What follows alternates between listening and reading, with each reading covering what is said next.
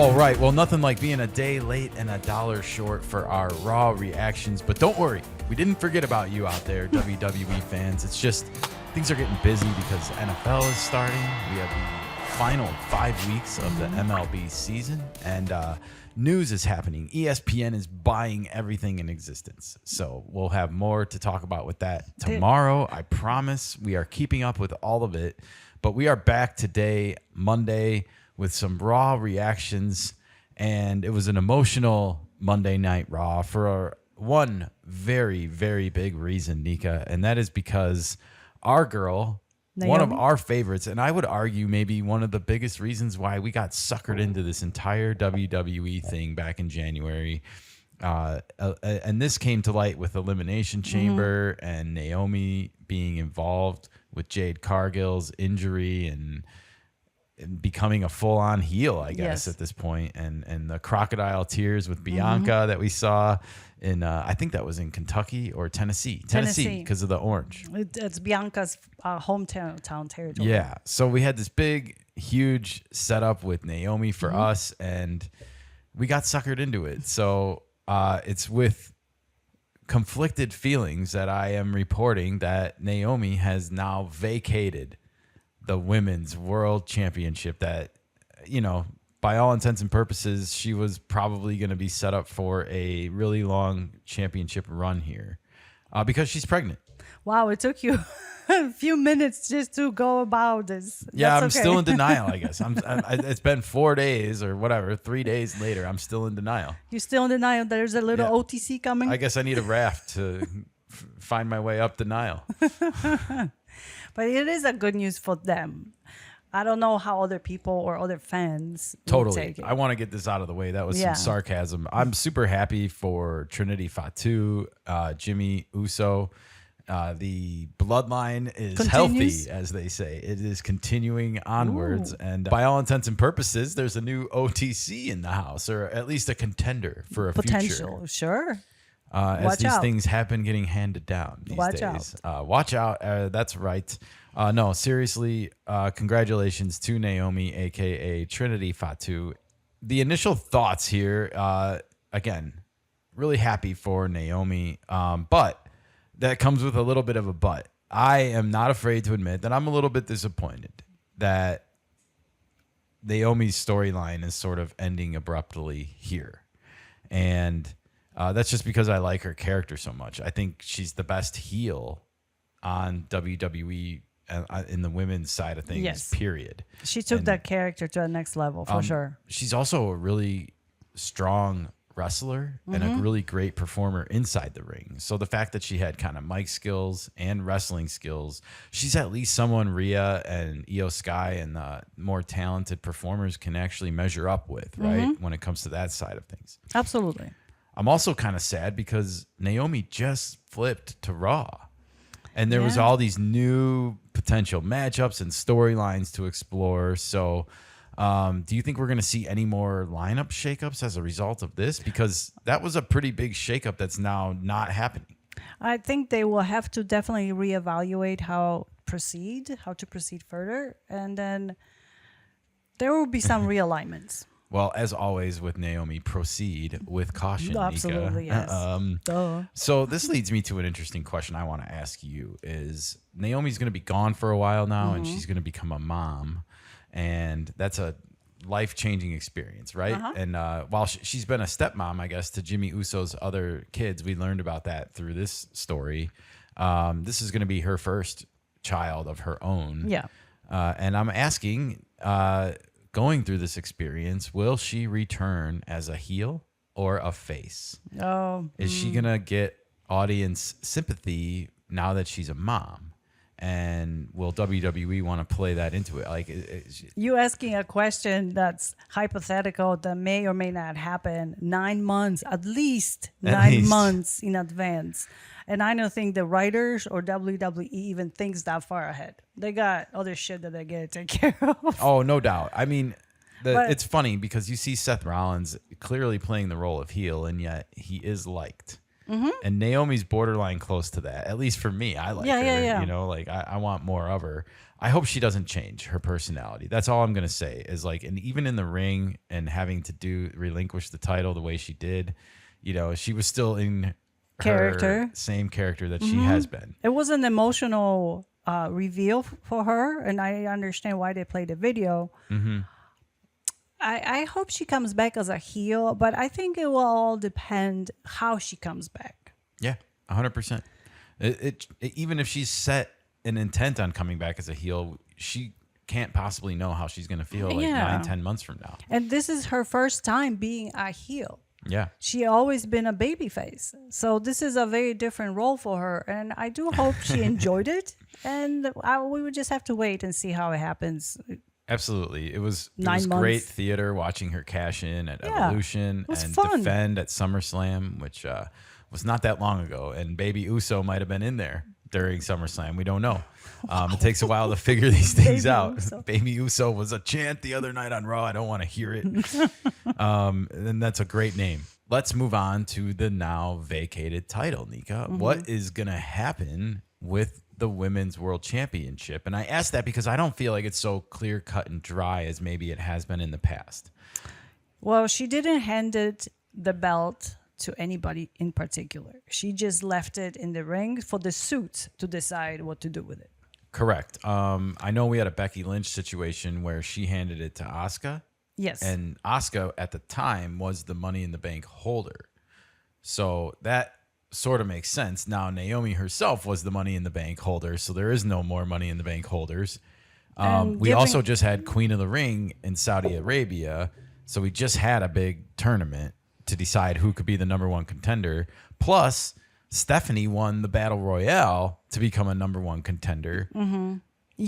So how do they figure this one out? Well, both of these characters, Jade and Stephanie, are new.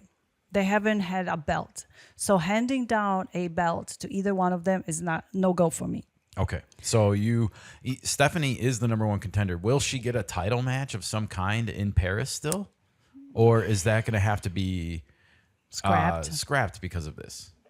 I think she should get a title match. I agree. But how they go about it is a better question. Are they going to have a tournament? There's not enough time. Yeah, it's so I don't know. They are running out of time. I mean, we're recording this a day late and $1 short at least, and it's August 21st. You know, like this is 10 days away, August 31st on the calendar. How do you put together a tournament for a championship run to give a group of people a chance? All right. So should the belt then just be given back to Io Sky at this point? Or is that unfair because of the fact that Naomi won? Well, Naomi cashed in and then Rhea was also defeated at the SummerSlam. And Io Sky and Rhea Ripley were both like defeated. Right. And they seemed to have like this friendly, respectful rivalry with each other right now. If anybody should get handed the belt, I think it will be Io Sky. Because of the fact that she was the last one holding it. Okay. And the match between Io Sky and Rhea Ripley was undecided. Yes. Therefore, it was. I mean, Naomi cashed in on them the first time at Evolution. Right. And then Naomi beat both of them at SummerSlam to retain. So the triple threat. They and obviously they can't go back in time and rewrite history now. So I also want to point out one quick thing is that we are in the process right now of WWE moving their entire show across the pond. It is going to be in Ireland tomorrow and then in the UK for a whole week with I guess I'll call them light side matches and dark matches because some are going to involve the TV stations being turned on and some are not. There are going to be events all over the UK with matches that are not televised. The dark and matches. Not having storylines associated with them per Correct. se. That doesn't mean the characters won't get on the mic and razz each other a little bit that are in existing feuds right now. But so they've already announced Rhea is going to be fighting Roxanne on Raw next week at a special time because it's across the pond and it's live. So it's literally going to be on at like 11 in the morning our time, which is really kind of interesting and fun. And maybe we'll have an opportunity to do a Raw reaction right afterwards for a change. But nevertheless, just because that matchup is now announced, there's not really time for Rhea Ripley to be involved in a tournament, and her not being involved in any tournament at all leads me to believe there's not going to be a tournament. Yeah, I'm with you on that. I think what they might do would be a 4-way match, 3-way match, where they will include Stephanie. It feels odd not to have Rhea involved in a title match if you just give the belt back to Io Sky. Well, if you don't give the belt to Io Sky, then you can just come up with a triple threat, 4-way fatal, or whatever they want to come up with, where you have 3-4 people competing for the same belt. I would love a triple threat match where no one had the belt and it was just strung up like a Money in the Bank suitcases. We saw this with the tag team. That was a tables, ladders, and chairs match. I don't know if we need to have tables, ladders, and chairs, but I think we need to have like a ladder match, maybe a 3-way ladder match where you have to ascend the mountain, so to speak, and I like that. Claim the belt for your own. And I do think I would let Io be in there, and I would let Rhea in there. I'm kind of personally against Io just being handed the title back. I can see that too. Yeah, it's I not don't like that, a Money in the Bank situation where it's like, well, we're not going to let you cash in on a pregnant woman, but we're just going to give you the belt. I understand, but because no one has that right really right now, I don't even think Stephanie has the right, even though she's the #1 contender. She's a contender, not a belt holder. And anyways, all right. Well, I like that idea though, to hang up the belt and have a ladder match. I hope so, and I do also want to make it clear. I hope Rhea is involved. Yeah, me too. I just don't know how you go about getting that group together. You just decide. They got 10 days to figure it out. So stay tuned, everybody. Starting with SmackDown tomorrow. I don't know. We might hear some, especially now that the show's across the pond. We might have some SmackDown Raw intermixing with characters, and especially as we get closer to the event, it might not matter if Logan Paul and John Cena come out on Raw or Seth Rollins comes out on SmackDown. I don't know. We'll wait and see. Yeah. All right. Some other quick takeaways from Raw, Nika. Roman Reigns showed up. He was helping Jey Uso in his Extreme Rules match against Bron Breakker, which was the main event Monday night on Raw. And just wondering here, we still have a poster for Roman Reigns for the Paris event by himself. And what's happening with him? Is he fighting? Again, we're 10 days before the event. Is he going to have an opponent in France or not? Is he going to wrestle Bronson Reed to get his shoes back, his Air Jordans? Yes, they are working for on the trophy, the golden shoe. The golden shoe trophy. All right. Well, maybe we'll have some AI generated image of what that new trophy mock-up is going to look like. But I do think, all kidding aside, Bronson Reed has been playing up the shoe angle even again this week. I think they're going to have a match. I think they're going to have a match too. It seems like that's what the writing is leaning towards. I also feel like Jey Uso having this fatal 4-way match. Is it possible that Roman Reigns is just going to show up and be sort of his bodyguard at ringside, so Bron Breakker and Bronson Reed can't interfere on Seth Rollins' behalf, and also help out? Is it his uncle still? Because if Jimmy's his uncle, then Jay is his uncle, right? So he's gonna help out. I mean, it's family business, Nika. I know. I only asked that because he's still on the artwork by himself, and they haven't officially given him a match artwork yet, right? Well, they are missing 4 or 5 more matches to add. I mean, 3. I would say 3, maybe 4. I don't know how the time is gonna be given for this event, but I would say with a max of 3.5 hours. And 3 matches only decided so far, that there's room for 3 or 4 more max. That's it. Do you think, is it possible for WWE to keep the cards so close to their chest that they're going to announce the matches right before they happen? Well, like they do sometimes. I think they're just saving it for Europe right now. Because let's face it, this wasn't the most action-packed episode of Raw. Outside of the big Naomi announcement, it was kind of flat. Yes, 100%. especially even having Jey Uso and Bron Breakker, they've been in so many matches together and so many feuds over the summer, the ribs, all of that. It's all filler. Even when Jey Uso was losing the title to Gunther, he was already wrapped up with these knuckleheads. Mm-hmm. Yeah, I call them Bebop and Rocksteady because they remind me of them from Teenage Mutant Ninja Turtles, if you know. Anyways, I think we will see Roman Reigns fight Bronson Reed at the Paris event. All right. At the Clash.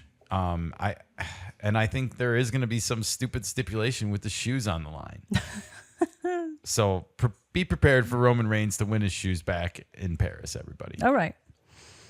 Are we going to see Becky Lynch get in the ring with Nikki Bella at France? Maybe. In France. I would imagine there's going to be some kind of a title challenge for Becky. It's Becky her country. is a European star. Right. She is from Dublin, Ireland. I don't think so. Someone corrected us. Yeah. We said that on our last episode and we were wrong. She's not from Ireland? She is from like Scotland or something close by. So we were just a little bit off.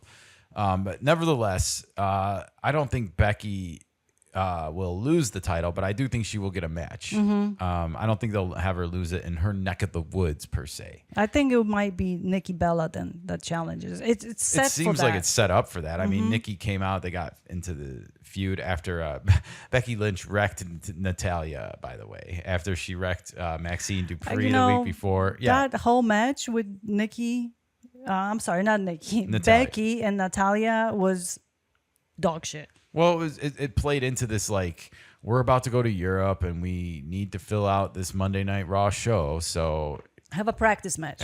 Yeah. I mean, it was glorified practice.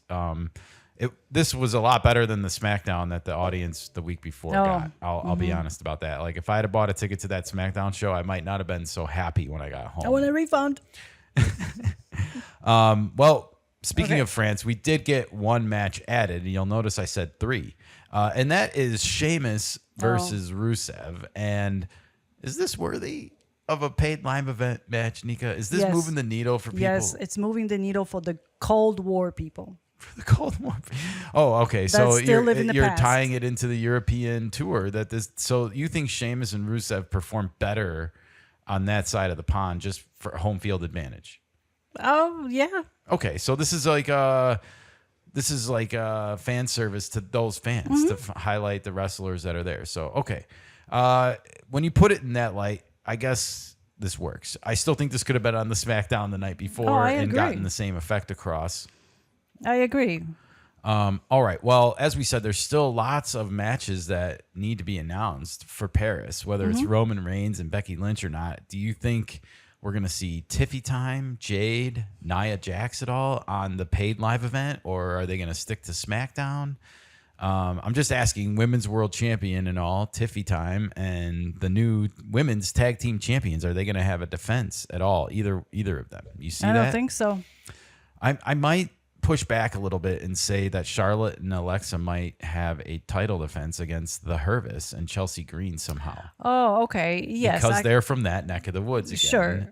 The tag team then. But not Tiffy the women. Time, Jade, and Nia, I don't know. There's not a strong like European connection there that I'm seeing unless I'm missing something. So I'm wondering if they will be relegated to the SmackDown program right now. Right, and they might be the featured talent as soon as when they come back in Chicago, when the next wrestling is in Chicago or stateside. It is going to be in Chicago when they get back from this whole European tour extravaganza. And that's when we might see Tiffy defending her belt, something else. All right. They did also announce John Cena will be on this Friday night's SmackDown, which is going to be live from Dublin, Ireland.